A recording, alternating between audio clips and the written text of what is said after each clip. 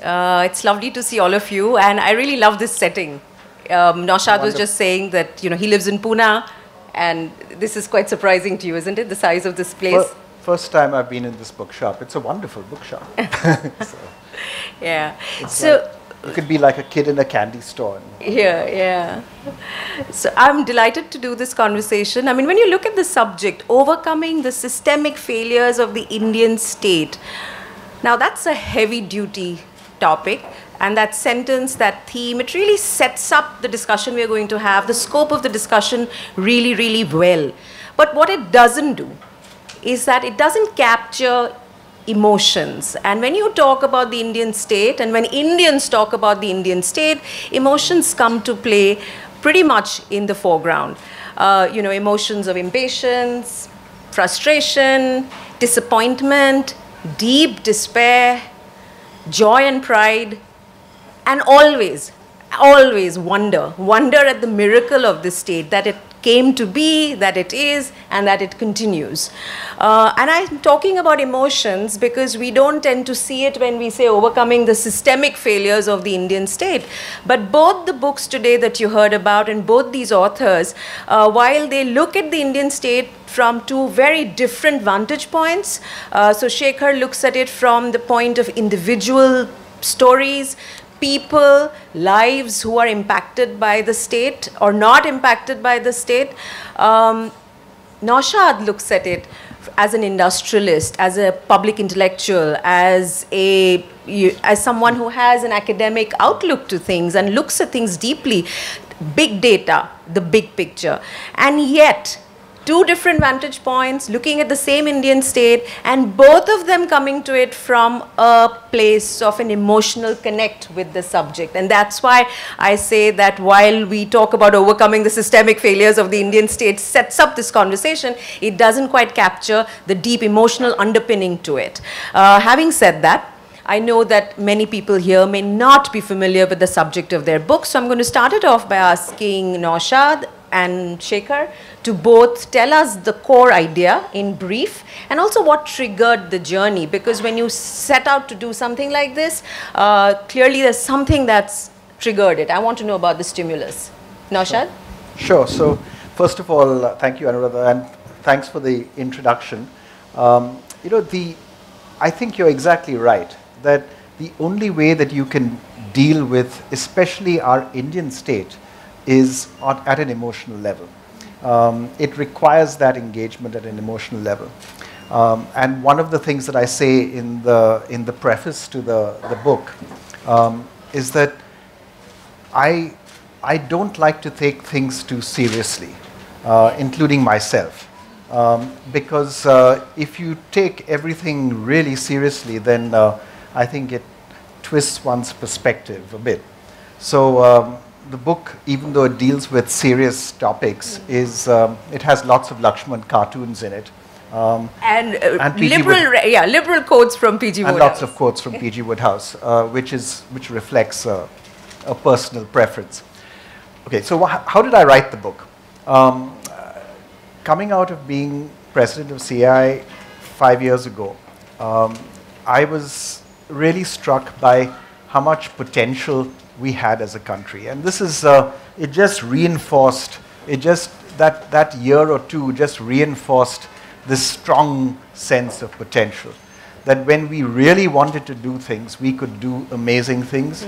And if we just looked across the country at whether it's the potential for tourism in the Northeast, or the potential for building hugely successful enterprises in many parts of the country, or it's the potential for individuals to make such a huge difference to the country around the people around them from very humble beginnings. We're just full of potential. The second sense that I had was that a lot of this potential is untapped, and it's untapped because we have a misplaced view of what our expectations of our state should be.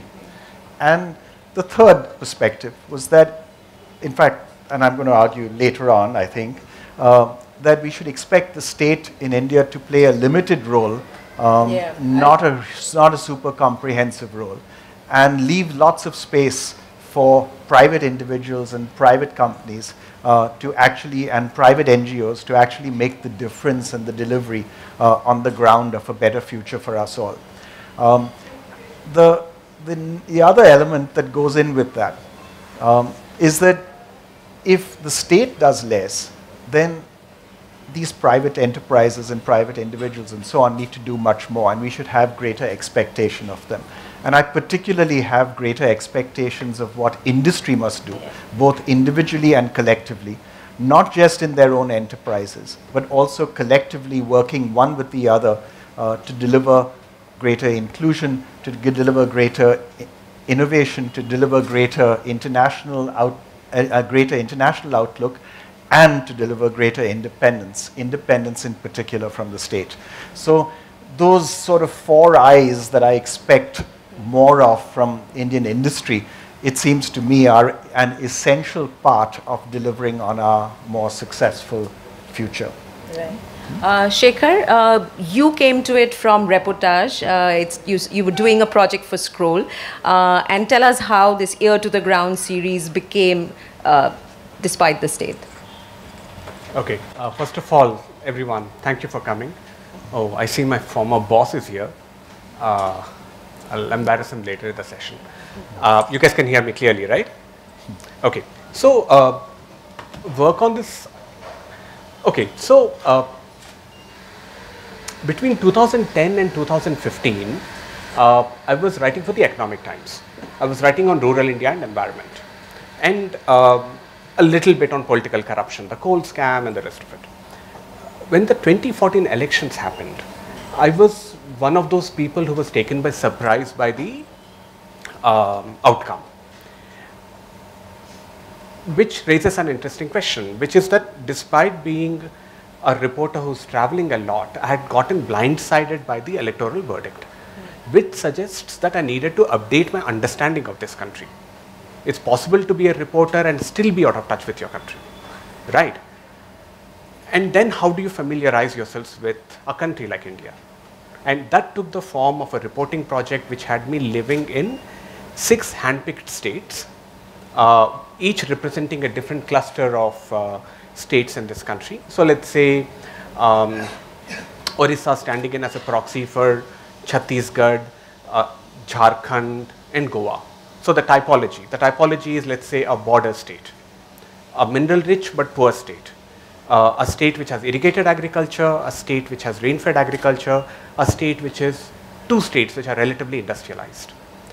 And the idea was to go into each of these, live in these states for 3 months, 4 months, as opposed to paratrooping in and out, because there's a lot you pick up living in a region, in a state, through osmosis really, right? And the idea was to live in each and try and identify the largest processes which were shaping the lives of people in those states, whether these processes are social, political, cultural, ecological, whatever. And that's what I did. And you did Orissa? I did, yeah. So I started with Mizoram, briefly went to Manipur because AFSPA, went to Orissa from there, then Punjab, Tamil Nadu, Bihar and Gujarat. And this fun little backpacking trip lasted 33 months. It was great fun. The strange thing is that while you're doing this traveling and reporting, right, you notice all of these states are superficially very dissimilar. But when you look at them a little more closely, you realize that there are some strange similarities in each of them. In every state, you see political power concentrating with 1 or 2 individuals. There are a lot of states here where chief ministers have been in power for 20 plus years now, right? In every state, you see people close to the political elite gaining much more than others. In every state, you see clear slipping on the delivery of health, education and justice. And in every state, what you find is an intensification of religious and caste identities. All right. And this raises a question, which is that how is it that 6 states with very, very different economic structures, civil society structures, natural resource allocations, economic structures, ethnic sort of compositions, how are all of them converging on the same developmental cul-de-sac? Right. And that question slowly sort of, okay, so here I think there are two things to be said. One, usually when we talk about state failure, the general trope in development journalism is to blame it either on underfunding or low state capacity, right? Yeah. What I was seeing, however, is that both of these, undercapacity and lack of finance, are very often the outcome of decisions taken by political parties.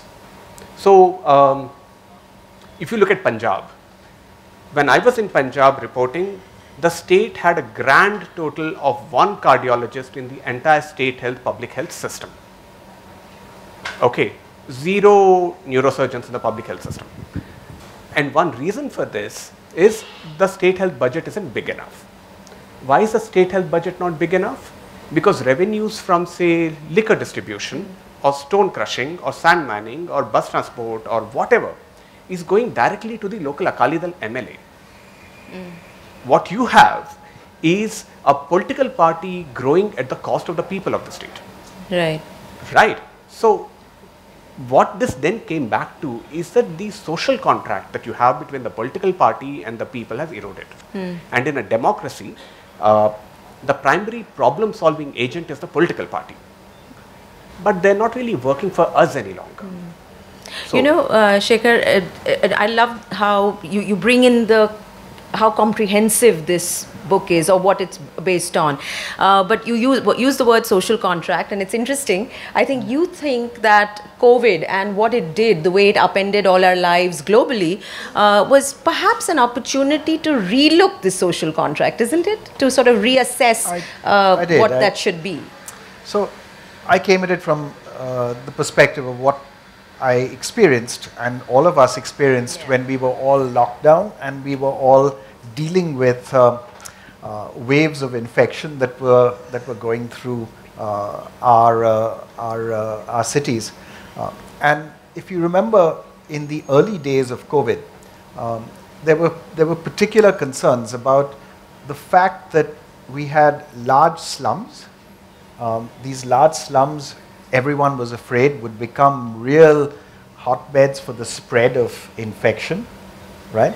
And then you ask the question, well, what do the people in the slums actually do? And they would work, of course, most of domestic service people would live in the slums and work for people living in much more affluent housing. And unless we started to address some of these issues, we would repeat. We would be compelled to repeat this with the next health crisis or the next issue that we had. So we said, is it possible to think about a new social contract where each individual who employs a driver who lives in a slum, let's say, pays a bit more as by way of a salary for that driver, which provides some basic unemployment insurance, which provides some basic health insurance, and which provides also better housing. The toughest bit is the better housing. How do you achieve the better housing? You probably achieve the better housing through a change in FSI regulations. A city like Bombay has amongst the lowest FSI ratios, the floor space index ratios, of any large city, any city of our size worldwide. A Hong Kong or a New York have FSIs that are 5 times Bombay's. So you can have much greater density of development much closer to where people work, and you would then also enable much lower cost housing becoming available to where people work. Not popular with those who live in South Bombay. I mean, I have many friends who live in South Bombay who see the airport as the furthest that they will ever stray to the north. To the north. And I have many friends who see Worli as very much the limit of their world. And it will change South Bombay very substantially, but it can change it in quite an attractive way And it would certainly change it in a more attractive way for many more millions of people who live in the city. And the same is true of every one of our cities. If we see urbanization as something that we need to simply address and do well, as opposed to having these sort of dreamy ideas that, well, everyone should live in villages and somehow, somehow that they're better off there. So, Naushad, you make the case in this book that India needs to unlock its potential, and it is today at this unique position where it actually can to lead the world. My question to you is, why should a nation aspire to lead the world? We can see what America's leadership has led to, isn't it? So two answers to that. First, why should anyone aspire to lead? And second, why India?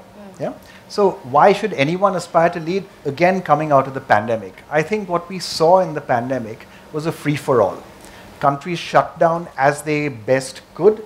The first thing they did was to close borders. We saw that not only at the national level, we saw that at the state level, where you couldn't cross state borders as well. In some cases, you couldn't cross district borders, because everyone said, hey, listen, let's try to self-preserve, keep ourselves safe. Who cares about anyone else? First, let's save ourselves.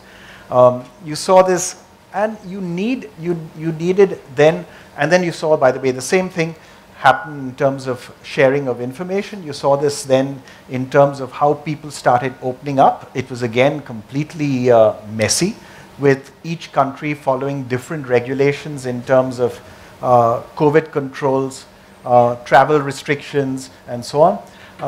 No coordination at the financial level, no coordination in terms of sharing of vaccines instead of a lot of talk about it, no coordination in terms of how you would actually go about providing, if you'd coordinated things well, you could probably have got rid of COVID. Because if you'd coordinated lockdowns, that would be the way in which you could actually eliminate through a 2-month lockdown. Naushad, you could eliminate COVID completely. I'm going to interrupt you because I'm just wondering, what do you make of at the global level of the multilateral agencies, which we spend on? I mean, India. So we claim all members spend money. So India claims to be a believer in the rules-based international order, right? We say that again and again and again, right? Except when the rules do not suit us, right? Now, and this is true for India, and it's true for many other countries. When you say you believe in a rules-based international order, then it means that if the rules say that you have to stop doing something or start doing something, you have to follow those rules, even if it's inconvenient for you at that particular point in time, right? And the argument that I'm making first is that you need international coordination to deal with issues like a global pandemic. And if you do not have one country that leads, and America, say, that chooses to lead and steps up and gets everyone together to coordinate activities, as happened in 2009 with the financial crisis, right? Then a group of like-minded countries can come together and provide that leadership, and India should choose to be one of those like-minded countries. And to be in the lead. And to play that leading role. Now, why India? I make many arguments about that. One, because we are large enough. So you need large enough countries. A Singapore or Norway, it's difficult to have that kind of heft and influence. And India, together with a Germany and a Japan and a South Korea and an Indonesia and a Canada and an Australia, collectively could provide that kind of leadership. Second element of leadership is that I think for countries to lead, you need private sector leadership. You need the economies to be private sector led. And that's true of all of these economies that I mentioned. That's where I think China, which had a great opportunity to really step up during the pandemic, simply squandered that opportunity to provide that kind of leadership. The US went missing, of course, under the Trump administration, right? And then there's a last piece on why this leadership thing and this leadership perspective. If we aspire to lead, then we cannot be satisfied with second best solutions. Because if you set the bar high, then it says we can't operate on a compromise. Okay, we'll live with that basis. We simply have to make the changes and the reforms that we require To live up to to that. live up to that, status. to live up to that bar. So that was that was the last reason, really. That was sort of a self-serving tactic. Yeah. But Shekhar, to have these aspirations, politically, and I'm not simplifying it at all, but politically, if I were to explain some of the concepts that Naushad is talking about, I'd say Vishwaguru, right? You use shorthands so that people get some things. How does the concept of being a leader to the world in this fashion, or Vishwaguru as it is in the political narrative, how is this interpreted amongst the people you have spent your time on in this book? Is it something that trickles down? Is it relevant? How does it play into their psyches? I knew the Spanish Inquisition was coming.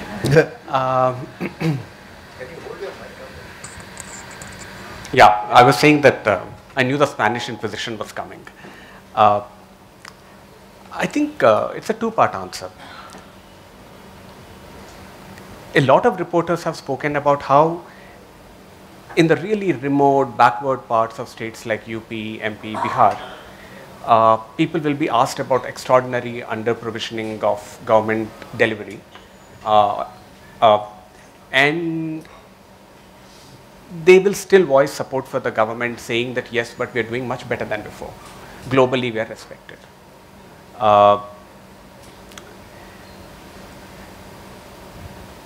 Which makes me think that all of this is, how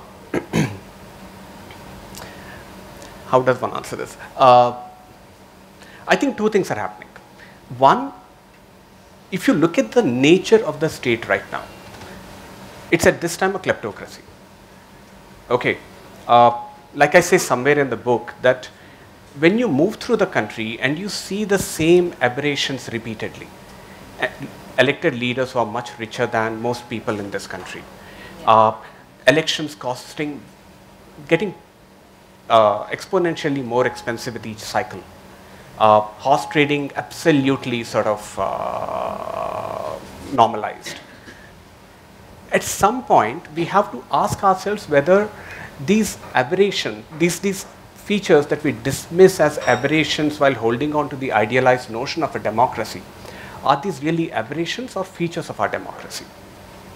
Okay, I know that I see these features in every single state. Yeah. So, if we are a kleptocracy, and there's a real argument to be made in favor of this right now, given how companies are being acquired using state coercion and so on and so forth right now, that doesn't sit very well with this rhetoric of being a Vishwaguru. So, there is this book that I was reading by two US political scientists.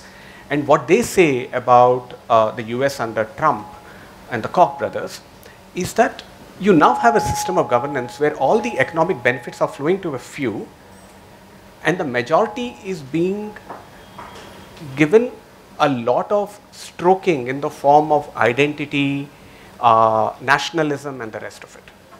Okay. If you look at the actions of this country, I don't think we're going towards world leadership or anything at all. What you are seeing essentially is deepening kleptocracy and plutocracy. I mean, we're going the Russia way. Are you saying then that Naushad has a utopian outlook or expectation? No. If you look at... you can. Yeah, but no, but the thing is this. So if you read a book like, say, the Jakarta Method, right, it's a history of the third world, right, the early post-colonial period. There was a lot of founding idealism in this entire set of countries that became free in the 40s, 50s, 60s, right? There was a time when we were genuinely aspiring for thought leadership around the world, right? What we are now sort of left with is the shell of it. The articulation is still there. Do you agree, Okay. Naushad? So- Sorry, Shekhar. I mean, I think, yeah. So, has there been a decline in standards? Yes, there has, right? Are we left with only a shell? No, I don't think so. I think there are large chunks of impressive perspective in India that we can still be very proud of.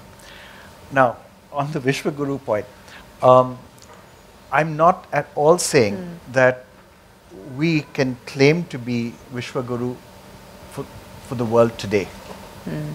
I'm saying we should aspire to be.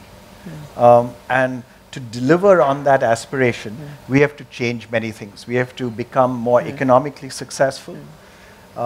We have to become, we have to become more private sector led, right? We have to become more morally inclusive, and there are some elements that go in there, right? And we need to lead the world in a much different way, and in a way that is not based on national strength, but based on moral leadership more than anything else. So it's a different. I mean, I'm not part of the. I hear you. The nationalist Vishwaguru I get view. it. No, I was just wondering if what you are saying would get understood like that politically and as the idea trickles down, right? Because conceptually I get what you're saying, and it is very different from the idea of Vishwaguru that we are seeing politically. Okay. So may I add something here? Okay. So this is where we converge. Because, see, there are lots of exceptional people and organizations working in this country. Exactly. The problem is that they're all working despite the state in a sense, right? The state doesn't make it easy for a company to grow or an NGO to work or for people to lead fully actualized, realized lives, right? And that is where this plumbing has to really start improving, right? In terms of getting this democratic system to work better. So there's one thing to say. So there is such a thing as a democratic feedback loop. You elect a government, the government doesn't do its job well, you vote them out, right? Straight feedback loop. What is happening in India is that you have a government which is voted to power, doesn't do its job well, people fall back on the only social safety net they have given precarity, which is their caste group or religious group. Okay, in a sense, a malfunctioning democracy is resulting in an intensification of caste, religious identity, which the political parties again further capitalize on. It's not a democratic feedback loop now, it's a downward spiral. So our thing is that yes, I mean, we have, given the size of this country and the loss of human potential for every month of lost opportunity, we have to do so much better. But the state is acting as a brake right now. And the state is this social contract that I was talking about. Let me, now Naushad, let's... Can I just add one but sentence? we have to get into the private sector. Yeah, one sentence on well, actually, this maybe will get us into it. Okay. Which is the one sentence is, you know, that I think because of low state capacity, I believe that it's far from that holding back private enterprise and holding back private initiative, it creates space for private initiative and for private enterprise to go much beyond the conventional role of business. So I don't think these are mutually exclusive. They're not. I think it's actually the other side of that coin, that because of low state capacity, because the state is not able to deliver on the ground every day, that creates space for companies to work and deliver, for NGOs to work and deliver. If you're Sweden, if you're Singapore, there's much less space for a private company to get involved in improving the quality of schools. Much less space for an NGO to work on healthcare and health delivery. So the opportunity to contribute is much greater in our country, if you ask me, as an individual, as a group, an NGO, a private company, than it is in many other high state capacity environments. Now, may I add a line to that? You should, you should. Why don't I just sit there? No, we like you in the middle here. So just one thing to say. Okay. Yeah. You can be the net. At some point, she's going to start beating us. So if you look at Punjab, right? I'm glad this engagement is happening the way it is. So if you look at Punjab or Bihar, there are extraordinary gaps in delivery. Logically, there's a lot of room for the private sector to step in and sort of, work. But the messiness of India asserts itself here.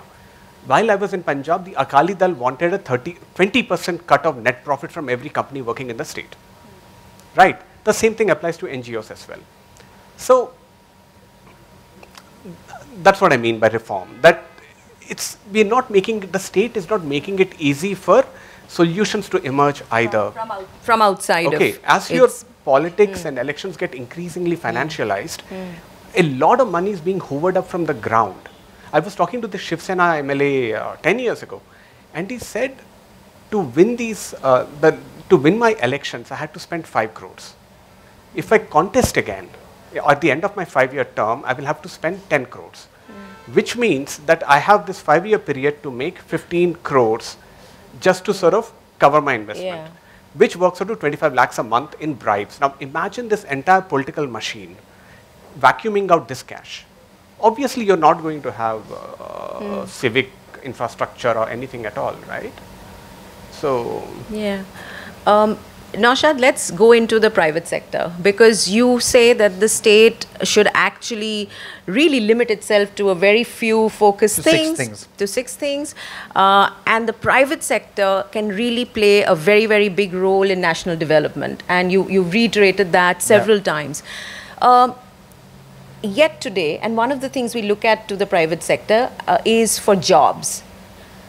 Just 2 weeks ago, we had the Prime Minister say 10 lakh jobs will come from the Union government. They're trying to make those available. Few days ago in Maharashtra, our Chief Minister Eknath Shinde says 75,000 jobs will be will be filled, state government jobs will be filled, and he handed out about 2,000 appointment letters.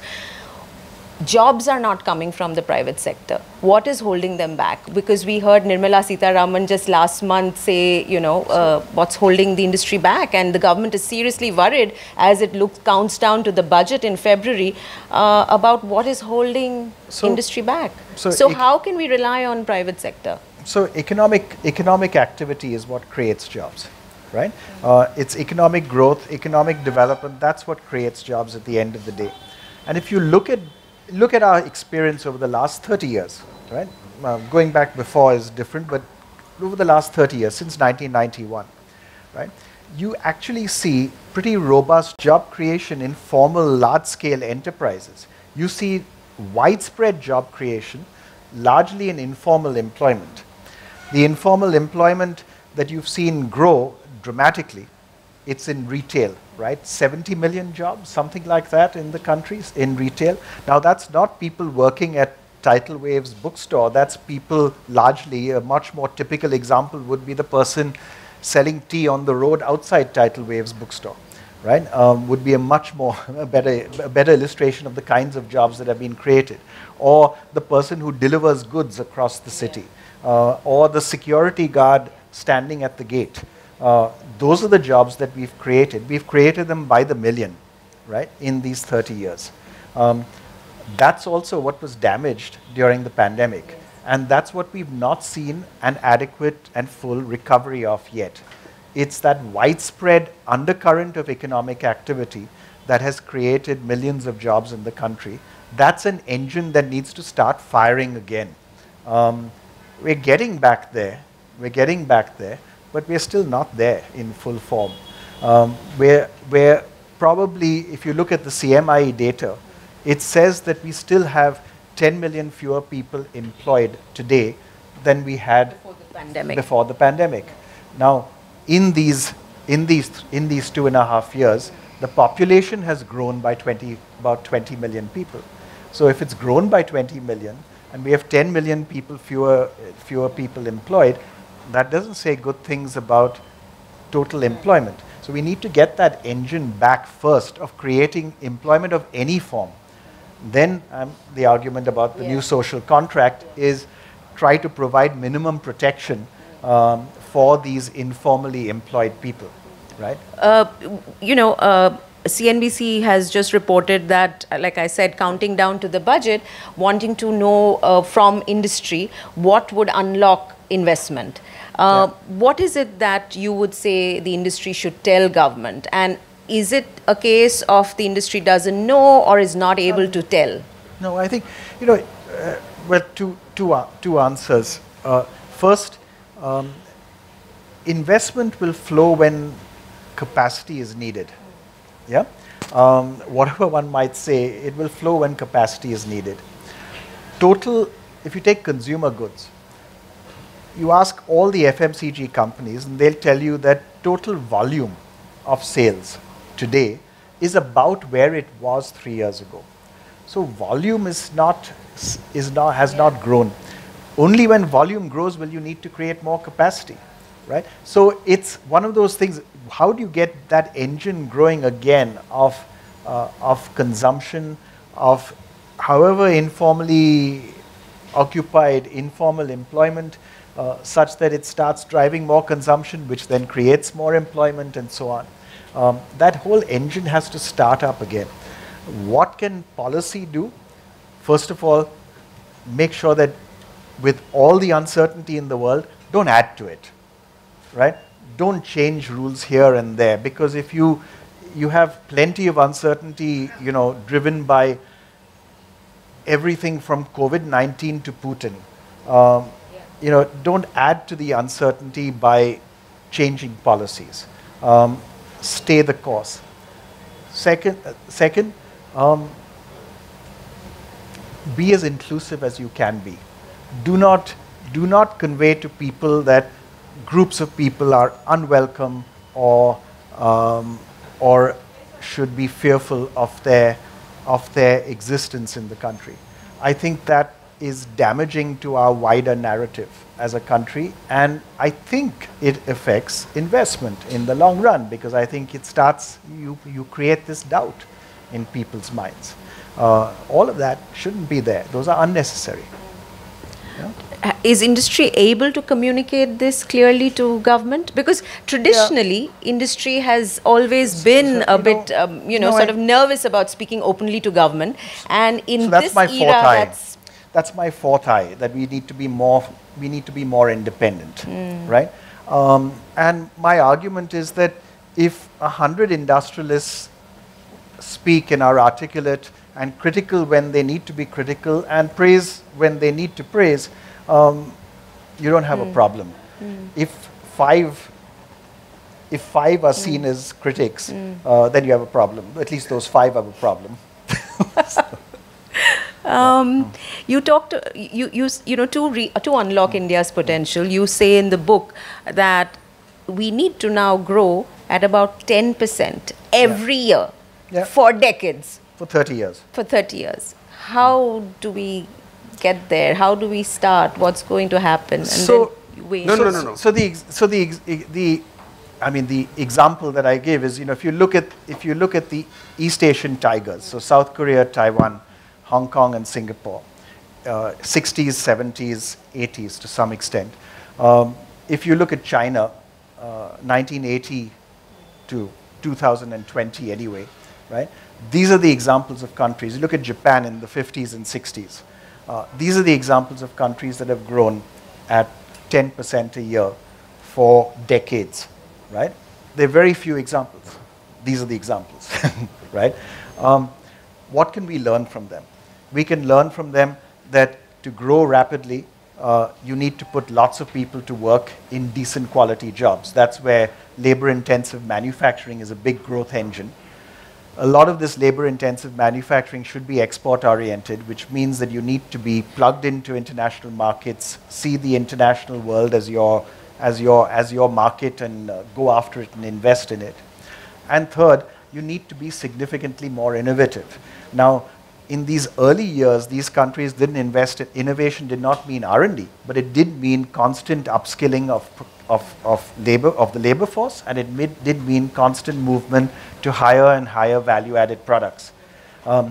For us, it probably means also more R&D, given our current industrial structure.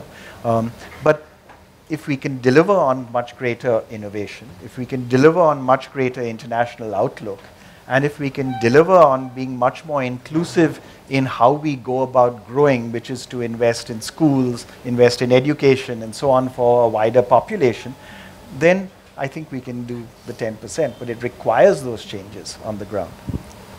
Changes on the ground, I mean, how do you see this kind of growth possible from what you've seen happening on the ground? So I spend a lot of my time writing on energy, right, and climate change. And climate change is not a problem which can be solved only by changing the energy architecture of the world, right? We have to also address the population problem. To address the population problem, we have to make sure that that women's education is getting a big push, because there's a direct correlation between that and the size of your families, right? Ultimately, it comes back to the same set of the HDI essentials you need to take care of, right? I mean, that's where I would go. The basic provisioning of health, education, etc., is how you get more people into the workforce. That's how you fight climate change. I don't think we're paying attention there at the first level.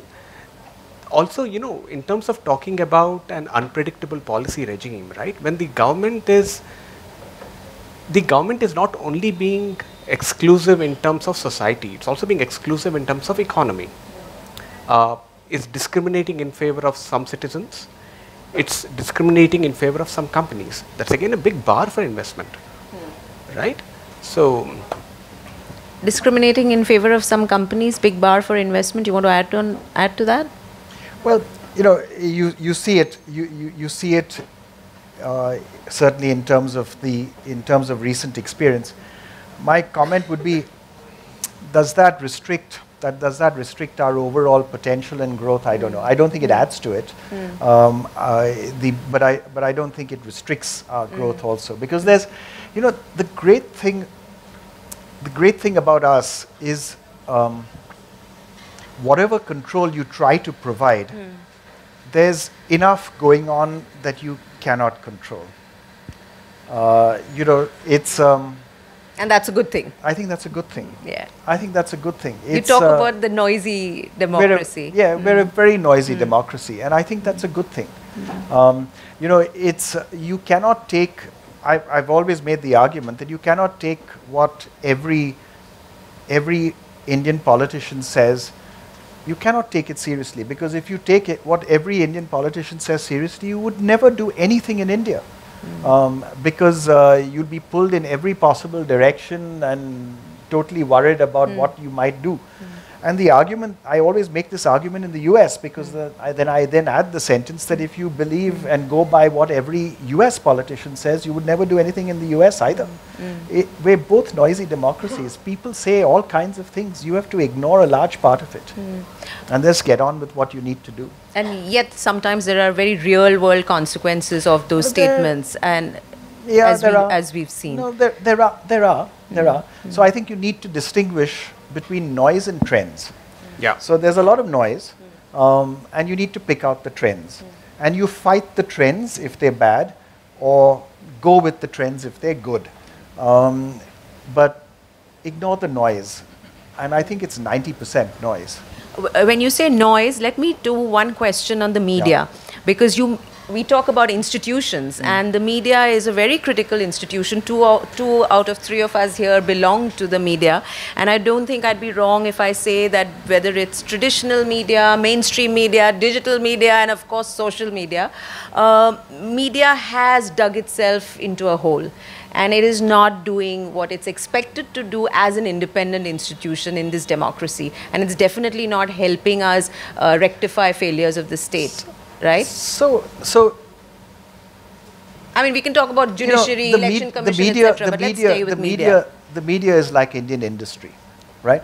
Which is, I think there are parts of the media that are playing their role brilliantly, right? There are also large parts of the media that are, I think, failing us, right? The media should be holding, the mainstream media should be holding power to account much more rigorously. Saying that this is what you said. What are you saying now, or what are you doing now? and drawing those contrasts and repeating them again and again and again. So should Indian industry. So, I mean, but you have many wonderful examples of journalists in the media who are playing their role and doing their job exactly as they should. Yeah, but So, but you know, that's how we will be. And I think again, you know, should we worry about it? Yes, we should worry about it. We should look at how we can strengthen and fund independent media better, and find mechanisms to fund them better. We should all collectively as individuals, I mean, one of the things that I've started doing the last 3 years is subscribing to more, you know, online media very good to hear. platforms, you know, simply because I'm saying that you should subscribe to them. We should learn how to pay for quality media. It's important to do, because if you don't pay for it, someone else will, who may push media in a direction that is not particularly helpful for us as a country. Shekhar, media? So see, again, Are we collectively? I mean, Naushad has actually been quite kind, I think, but collectively, kind. very kind. But collectively, do you think we are? And of course, there are exceptions. But do you think Indian journalism and media is at a nadir? And to extricate itself from this hole, what will it need to do so that it can really play its role the way it's meant to be? I don't know about a nadir, because I now live in a time where I find myself developing nostalgia for last week. Okay, so okay, so the primary function of the media is to sort of report on the biggest events and process of its time. Okay, we know that the NYT missed reporting on the Holocaust, which is an extraordinary kind of a failure. Right, in the same way that we missed reporting on Enron and so on. At this time, we are really not reporting on any of the really consequential processes of our time. Okay, there might be good reporters and bad reporters, but taken for the whole industry as a whole, the really important stuff isn't getting through, the really consequential stuff. We were sort of talking about how India Inc. is seeing this giant change in ownership over the last 8 years. It's a process which has accelerated in the last 4 years, particularly, and you don't really see much chatter about this in the business press, really, right? And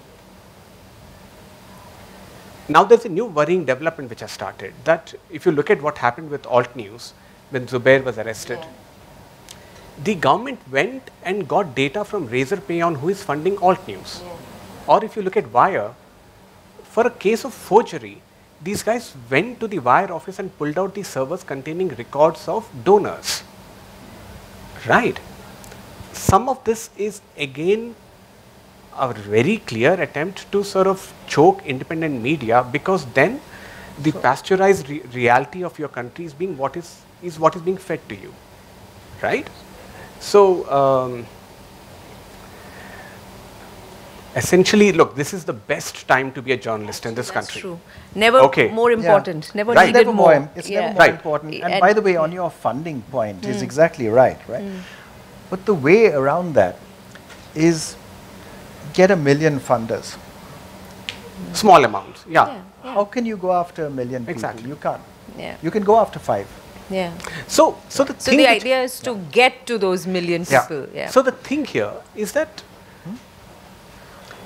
so what I was saying, right, that in a sense, this is a great time to be a reporter, because now is the time when you're needed the most. Right. Yeah. And what's happened in this country is that we've had 30 years of relative plenty, right? Life was easy, everybody was growing. Yeah. And so you also tend to sort of mock your institutions for their inefficiency and the rest of it, right? Now is the time when people also realize the importance of the rule of law, right? 15 years ago, we would be talking about why the rule of law is important. Now we talk about it. Okay, now we talk about the Competition Commission not doing its work well. Now we are really aware that there is such a thing as a fact and the importance of a public discourse, right? So, in a sense, I think what is happening is that people are also, and this is not a romantic notion at all, I think people are becoming more aware of the freedoms they have and are more eager to defend them, because now you see a real existential threat to these. Yeah. Right? So there is, I think, so if you look at, so I was talking to one person who was fighting sand mining in Tamil Nadu.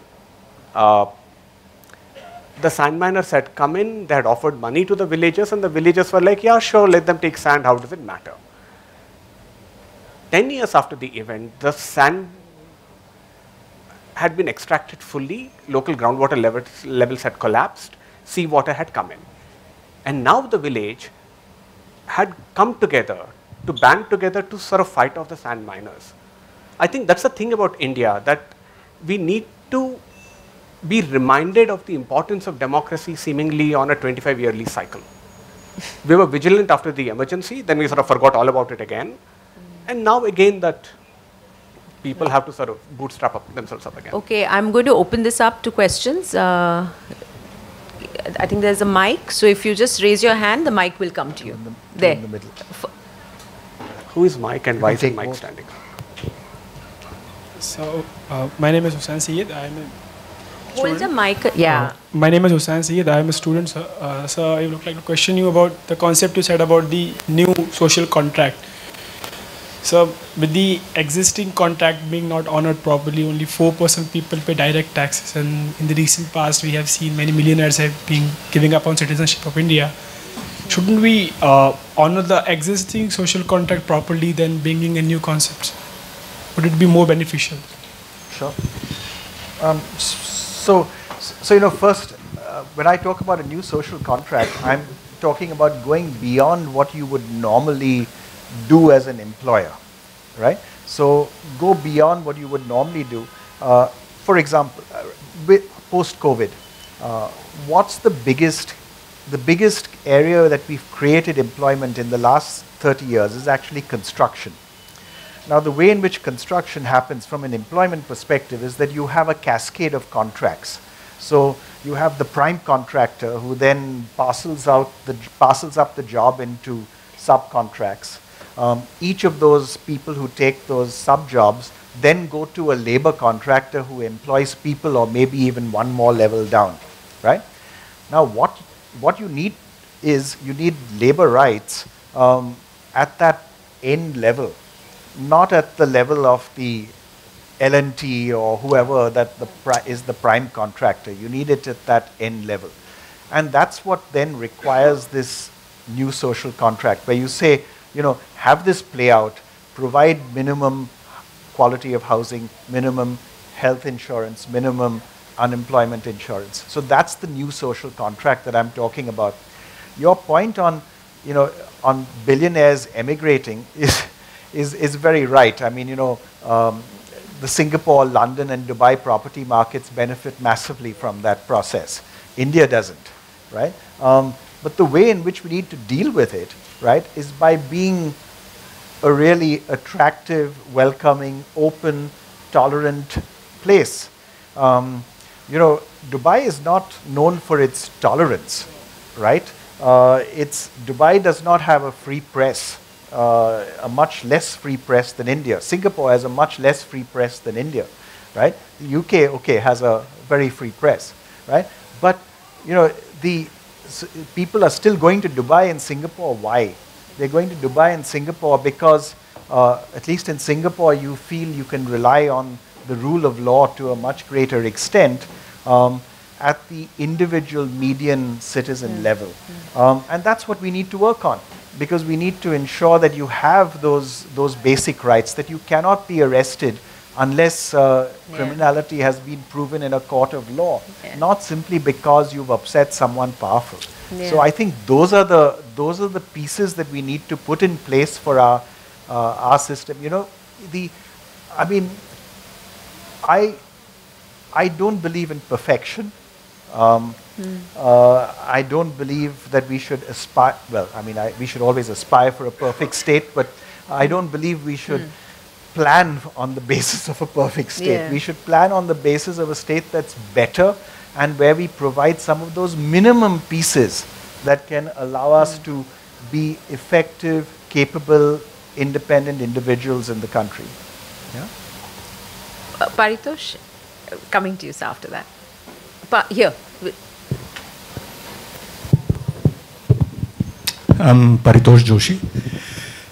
You know, I'm going back to the topic there. Systemic failures of the Indian state. What I hear is an indifferent state, an adversarial state, a vindictive state, a supportive state, or a failed state. There are a lot of possibilities on what the state can be. In the countries that you talked about, the fast-growing economies of the Far East, for instance, at the very least, there was a supportive state. And some of the mechanisms that you talked about, for example, they ensured basic education, they ensured good health care, automatically other variables started kicking in. Consumption started improving. Incomes began to grow. Formalization of the employment sector grew. What I hear from Shekhar is really that we don't even have an indifferent state now. I mean, he uses the term kleptocratic. I don't know whether I want to go all the way there. But it is certainly adversarial. It is frequently vindictive. And without that, while I agree that, you know, there's lots of room open for private initiative to step in when state is not functioning, you at least need the state to be sort of neutral and not actively adversarial. Do you believe that we are there right now? So I'll tell you what prompted. You know, I started in answer to the first question on why did I write the book when I did about our potential. The one thing that being president of CI does is it allows you to actually see the state pretty closely at the union government level, at the state government level. And I actually came away from that close view quite impressed, right? Our ministers, by and large, there are exceptions always, by and large are committed, they're intelligent, they're articulate, they're trying to do their jobs as best they can. The same is true of our senior bureaucrats. Again, it's a by and large perspective, right? So I found that, I was impressed by that, right? I was also, you know, they were excessively concerned with optics over content. We're excessively concerned with making announcements instead of implementation and delivery, you know. But those are not necessarily evil things, right? Does that mean that the state does not operate in an evil way from time to time? I think it does. But if you ask me, is our state broadly evil? I would say no, right? I think our state is sometimes effective, often ineffective, and we need to deal with a state that is sometimes effective and often ineffective, and then work to put those few things in place that enables private individuals and private enterprises and NGOs to actually work and do their job. Yeah. So my view on the state is a somewhat muddy view. It's not a clean-cut, you know, it's bad, it must change view. It's a, this is the state we have, let's live with it, let's use the capability and good instincts that it has, not perfect, but good instincts that it has, to improve those few essential things that must improve, such that the rest of us can perform. So if I had to add to that, I would broadly agree with what you're saying till 2019. I think there has been a phase shift thereafter. Okay, and that this uglier phase is right now in front of us. Okay, which is where this alarm comes in. On the one big majoritarian. Yeah. But majoritarianism, yeah. But that majoritarianism is also cascading into the economy, right? I write a lot on Adani, and the kind of support he gets is out of sync with what anybody else gets, right? So I think we're entering something new, and we need to have a vocabulary for this, because if we don't use the right word for where we are, we end up misdiagnosing or normalizing what is going on. There's something new that we're getting into. So I'll just say one thing here. the way GVK was acquired, The airport. Yeah. It's unprecedented. We've heard of something like this happening in the case of UCOS and Rosneft. We haven't seen this in India, right? We're also entering new waters, and I don't think these are isolated events. I think these are processes now, right? We have to take them seriously. So, you want to add to that, Naushad? So, yeah, so the only, the only comment I'll make is that when the state acts in a way that isn't good, I rely on our ability to be ineffective. Yeah. So it's the thing, right? That you cannot be selectively competent. Yeah, correct. Yeah. Correct. Yeah. So I take solace in that. Yeah. Sorry. Their absolute agreement. Huh. Okay. Any more questions? Huh. Aggie? Okay, here, right here, in the front. Oh, sorry. First here. Yeah. Give it to this gentleman. Yeah, give it to him, and then we'll. I think this has been a very stimulating debate between the two speakers involving us also. I have a question for Naushad, which may seem trite given the general tenor of the discussions. I'm pushing the envelope a little bit further of what Anuradha was pursuing, which is about private investment by industrialists. And my question is that a lot of hopes came across with the change of government to say that private investment will go up and the corporate taxes were relaxed and everything. We've got nothing to show for that. Naushad, I totally buy your point about the fact that it is the informal employment which is very critical, which got hit because of demonetization and pandemic, etc. That point is very well taken. Consumption is also well taken, that real consumption in volume terms is not grown as what we would have thought. And you know, a lot of figures that we see in the economy are more value-led, etc., price-led. Price-led. But having accounted for all of that, I want you to invoke your CII ex-president's views and tell us what is happening to industrial investment. I mean, there seems to be almost drying up. It's not that there is a disconnect. It's almost drying up, or it's dried up. Yeah. And what's the cause for that? I mean, I've really been intrigued by this, and I'm looking forward to an answer on that. Thank you. Thank you for picking up the question again. So industrial investment, right, dropped from 2012, right? It stayed low all the way through to 2016. In 2016, we started seeing some recovery in industrial investment. It got hit by demonetization very significantly, which was a huge dose of uncertainty for the economy, which kind of destroyed that industrial investment rise that was taking place, right? I don't think GST had the same effect, right? It had a more positive effect. Then, of course, the pandemic really messed things up But it was before the pandemic that we had started slowing down. We'd seen, you see, industrial investment, it was pretty low. It's been pretty low all along from 2012, right? In the last 1.5 years, right, we've seen, at least our company has seen, significant, and my friends in the capital goods sector, report significant increases in project activity. In the first year, you could argue that that was simple recovery from the 2021 year. So 21-22 was bouncing back from a disastrous 2021 when everyone struggled, right? But it's continued this year, right? And all the indications are that we're now starting to see that growth in industrial investment on a widespread project basis, right? It's still not showing in the industrial investment numbers. The official industrial investment numbers are contrary to what we're seeing in our company. I don't know why. But every month I keep talking with people in our sales teams and saying, you know, what are you seeing? What are you seeing on the ground? Because I'm worried, because I keep saying, you know, that, you know, orders growth is great just now, but are we going to suddenly fall off a cliff or hit a wall or what? And so far, I mean, month after month after month, it's continued. So I'm hopeful that we are at the beginning of a wider recovery in industrial investment. Now, at some point, that wider recovery in industrial investment requires consumption growth.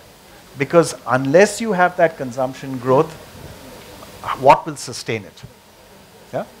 So that's how I see it. Basically, you're saying I think there is some hope. So maybe the numbers will start showing up. Yeah. We'll take no? Oh, okay.